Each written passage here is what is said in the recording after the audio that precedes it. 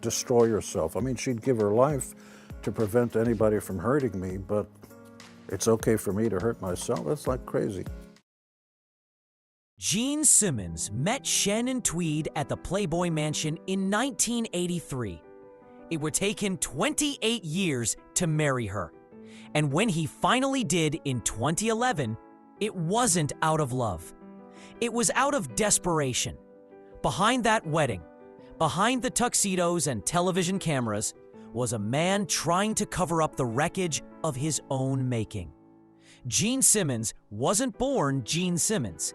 He was born Chaim Witz on August 25, 1949, in Haifa, Israel. His mother, Flora, had survived Auschwitz. His father, a Hungarian carpenter, had escaped the Nazis too. They built a fragile new life, but war never really left them. You could hear it in the silence at the dinner table, see it in the way Flora never smiled long. When Gene was 6, his parents' marriage collapsed. His father stayed in Israel and remarried. Flora raised Gene alone. She worked in factories, sewing buttons till her fingers bled. Some nights, they had nothing but bread and milk.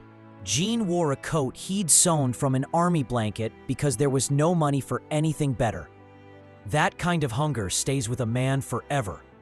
By 7, he was selling fruit on the roadside, helping his mother however he could. When the world gave him nothing, he made things himself, even his first toy cars. Then came the decision that changed his life. In 1957, Flora took him and left Israel. They landed in Queens, New York. With nothing but a suitcase and the clothes on their backs, his father stayed behind. Gene never saw him again. America felt like another planet. He didn't know the language, the customs, the food. But there was television, bright, loud, magical, and comic books. Superman, Spider-Man, Captain America. Heroes who never went hungry, never got pushed around. He studied them like Holy Scripture. By age 9, he'd changed his name to Gene Klein. He told people he was American. He wanted to sound like the cowboys he saw on TV. His mother worked 15 hours a day in factories. He learned to take care of himself. He learned English by watching late-night shows and mimicking every word. The Beatles appeared on The Ed Sullivan Show in 1964, and Gene said later that it was like a light turned on inside him. He wanted that power, the applause, the spotlight, the escape. He finished school, became a teacher for a short while, and lasted less than a year. The classroom felt too small for his ambition. He picked up a guitar and started forming bands. The first one was called Wicked Lester, a mix of folk and rock that nobody wanted. Their label buried the record, calling it unmarketable. That failure burned Gene deeper than any insult. He bought the master tapes himself years later, just to keep them from being heard. That's when he decided he would never compromise again. He met Paul Stanley. Together, they dreamed up something bigger. A rock act that wasn't just about sound, but spectacle.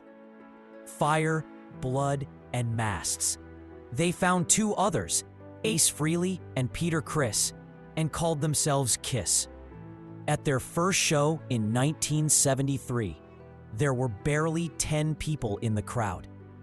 But when Gene Simmons breathed fire for the first time, everyone in the room knew they'd seen something they'd never forget. The band's music wasn't perfect, but it didn't matter.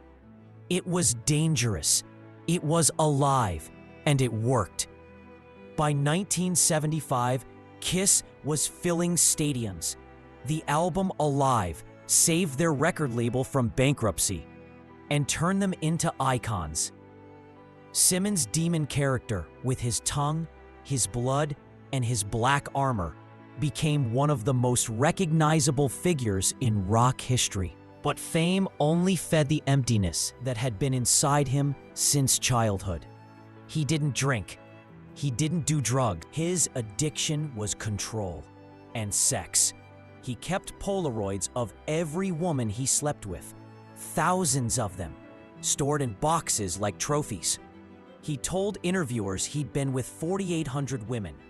He said it with pride, like it was proof he'd won the game.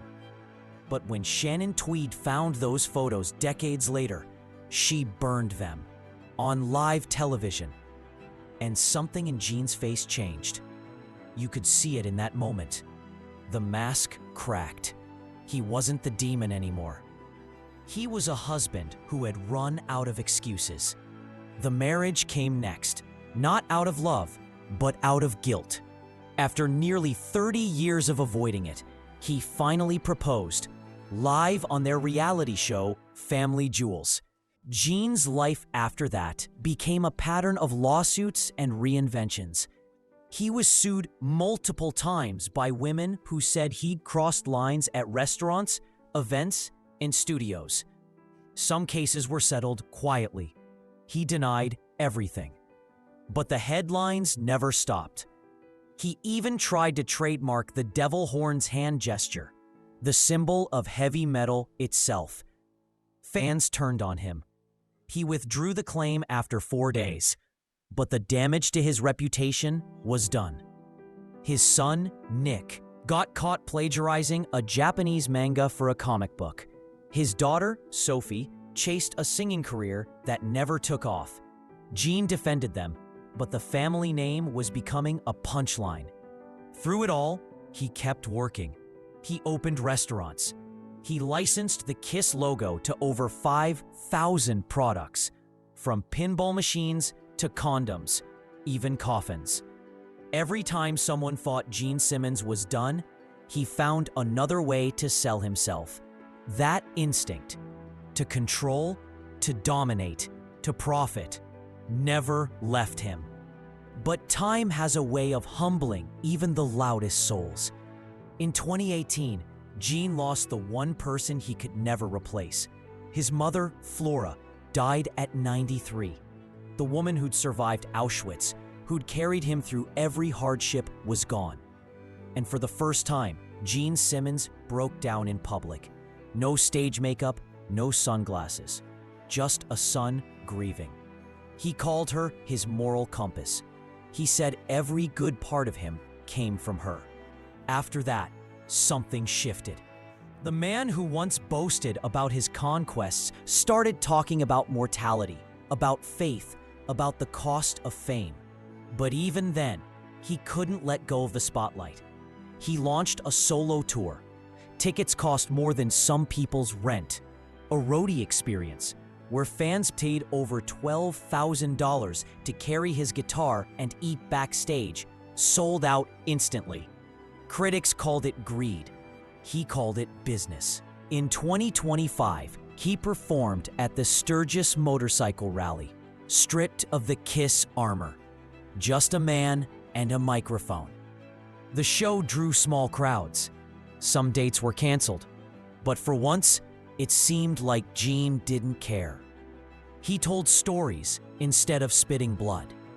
He talked about survival, about being an immigrant kid who came to America with nothing. When Ozzy Osbourne died that summer, Gene cried on live television. He remembered the night in 1975 when KISS opened for Black Sabbath, when they were still nobodies, painting their faces in tiny dressing rooms.